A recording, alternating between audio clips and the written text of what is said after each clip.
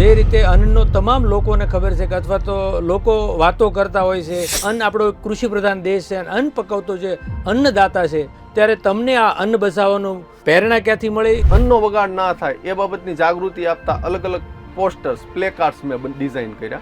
8 થી 15 વર્ષની ઉંમરના 8 થી 10 બાળકોની મેં એક ટીમ બનાવી. લોકોને જ્યાં ભોજન સમારંભ ચાલતો હોય તેમની વચ્ચે આ પ્લે કાર્ડ્સ લઈને આ બાળકો ઊભા રહે છે, ત્યાં ફરે છે કે ઘણા લોકોને રાત્રે ભૂખ્યા સૂઈ જવું પડે છે, ઘણા લોકોને 2 ટકનું પૂરું જમવાનું પણ નથી મળતું. નિલેશભાઈ, સુરતમાં કઈ રીતે તમારી આ કહેવાય કે એક દોડતું શહેર છે, એટલે પૂરા રાજ્ય ભારતભરમાંથી લોકો આવીને, ત્યારે હવે આપણે અન્ન બચાવો એટલે અન્ન બચાવવા માટેનો પ્રયાસ જે કઈ રીતે આગળ દિશામાં લઈ જવો, વધુમાં વધુ લોકો આનાથી.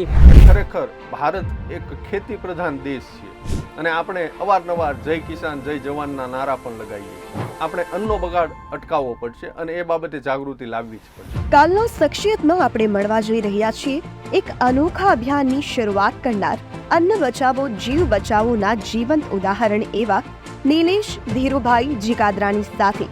તો જોવાનું ભૂલતા રહી સાંજે 6:30 કલાકે જનાદેશ ન્યૂઝ પર. શખ્સિયતના પ્રાયોજક છે સુશીલા ચેરિટેબલ ટ્રસ્ટ, જેઓ સમાજ હિત માટે કરી રહ્યા છે કાર્યો, અને સહપ્રાયોજક છે યુઆર પબ્લિસિટી. કોઈ પણ પ્રકારની જાહેરાત માટે સંપર્ક કરો.